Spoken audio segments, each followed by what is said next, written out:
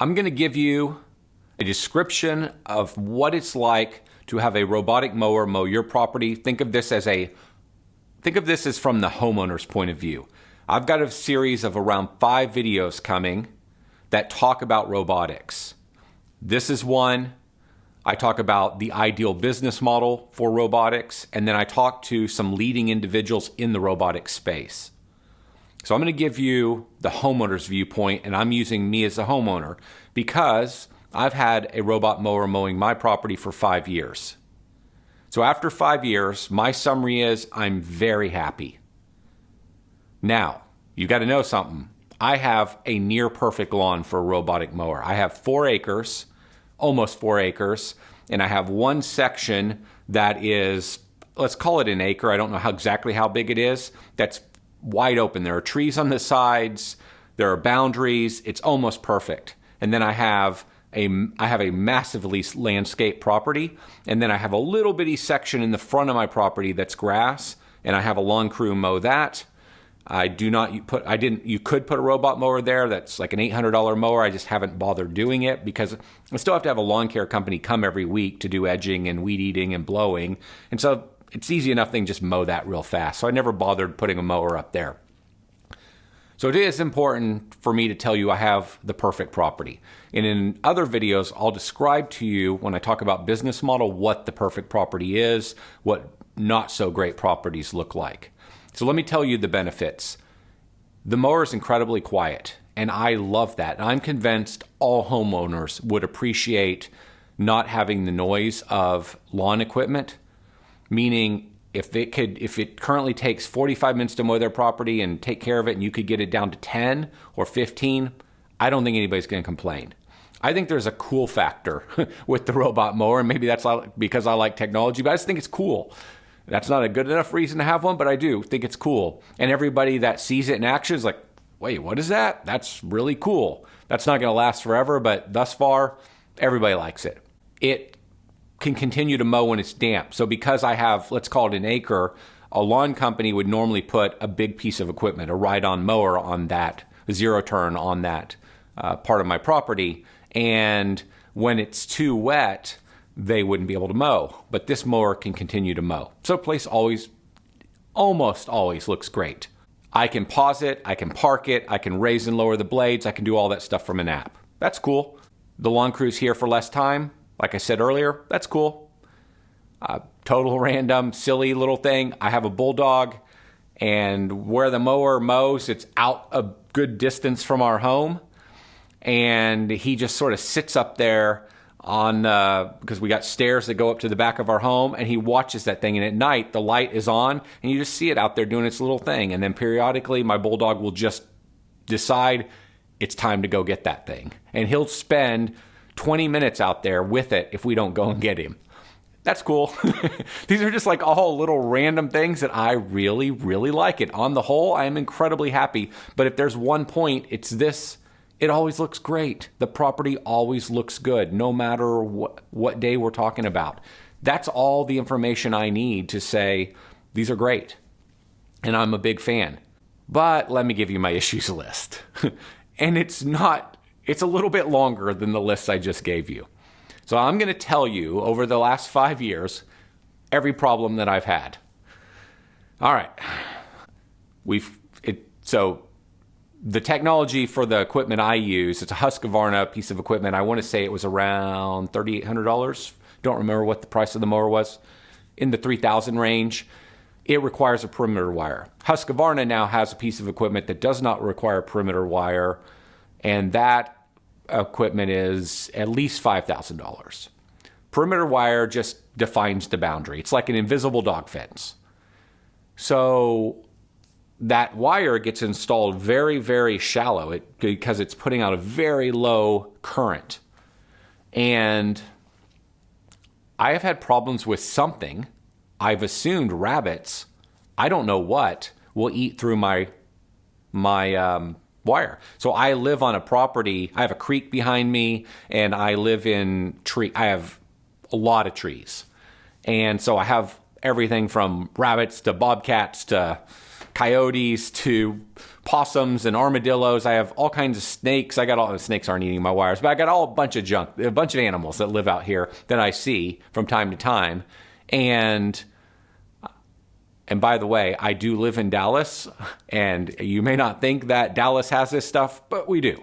I live just outside of Dallas, and I just happen to live in the trees, and so I've got some wildlife, and something is eating a hole in my, I don't know if they're sensing the current and they're chewing through the line. Somebody will know exactly what's happening. So that room, when that happens, the mower stops working. That hasn't happened a ton, but it's happened enough times, like I'd say 3 times in the last 5 years, that it's annoying.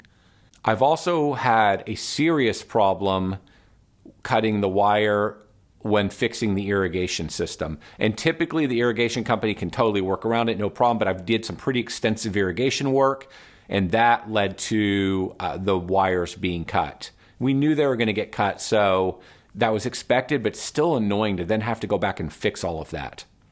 I've had problems with my mower getting stuck in the mud, so I have trees around the perimeter of my property, around this area that it mows, and under some of my big red oaks, the grass, due to shade, is receding, and we have boundary wires that will keep it out of those areas.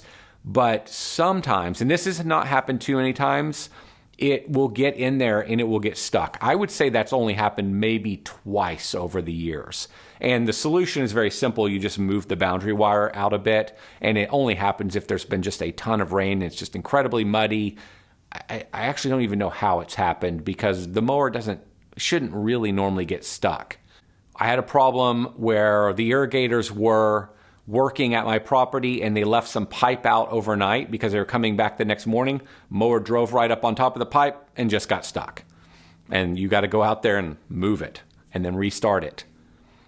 I had a problem where I couldn't figure out what was going on. It was running it just was noisy, and it's not noisy. It's very quiet. It wasn't like I wouldn't hear it in the house, but if you're out there with it, what the symptom was is it was just mowing unbelievably slow. Like, what is up with this thing? So I'd go out there, and it was loud for this piece of equipment, not loud like normal equipment. And also preceding that, I'd had some collision errors where it'd say it was in a collision, and it's sitting in the middle of my grass, stopped, and it's not working. And I'm like, okay, I don't know what this collision was, but whatever. And I'd restart it, and it'd be fine. But again, I'd notice it was slow and the blades were loud. It turned out, and I just could not figure out what it was. Well, it turned out that when so there are these razor blades, they're about so big that are underneath it, and they just spin and cut the grass. And that's why this thing has to mow all the time, because the blades are so small. And of course, there's other kinds of equipment that'll use a bigger blade, but that gets into a whole different discussion. And the razor blade system, by the way, really does work as long as you let this equipment run all the time or quite frequently. But what had happened is when I was installing new razor blades, which is super easy, it's incredibly easy. It's no big deal. You just do it every so often. I didn't realize 2 razor blades were stuck together. They're so thin that they were stuck together. And so it changed the weight balance. It spins under there, and you've got these, let's call it 4 blades. And so one of the 4 blades was double stacked. And so it just threw off the weight ratio. And it was leading to the problems I was experiencing. It was thinking it was having a collision. It was running slow. I don't know. Because it was confused. I'm not quite sure. It was loud. I mean, now it makes perfect sense. As soon as I took the extra blade off there, figured it out, solved. I've had another problem. Let's talk about some battery problems. Maybe 2 years ago, I couldn't figure out why my mower would park and it would never charge. But then sometimes it would charge. Sometimes it would show it had 0 battery power, but it was charged. And I had to just restart it and then it would work. Or it would charge incredibly slow. All of those symptoms got solved because I had a bad battery block. And meaning I just had to change the power supply. Another one related to the battery is I placed my docking station in kind of a hidden spot. I've got this decorative garden, and it's towards the back of that garden, kind of under some trees in the shade where you could never see this. The mower will dock. So it's a good placement because it's hidden. The problem is it's under shade, and so it doesn't drive on grass. It drives on grass and then into some dirt and then right up onto my docking station. Well, when it gets really wet, it'll struggle to get into the even though it's flat ground, it will struggle to get into the docking station. It's created little ruts right around the docking station where it's trying to get up in there. And so it'll try to get up in there and it has to back up and correct, and it struggles. And so I've had times where the thing has just literally died sideways on my docking station. That's my fault. I can fix that. At one point for a week or two, I was literally dealing with this thing every 2 to 3 times a day. And I don't remember what the situation was, but it was right after it was installed. And I'm probably exaggerating. Maybe I dealt with it 2 times a day, 3 times throughout a week. But there was this moment where we were just working out some kinks. And the reason I'm giving you all these negatives is because I want you to know what they all are if this is something you want to implement in your business, because it tells you what you need to know. Can this even work? And if it could work, what would we have to deal with? So after 5 years, I'm telling you everything I've experienced. That's the logic behind this.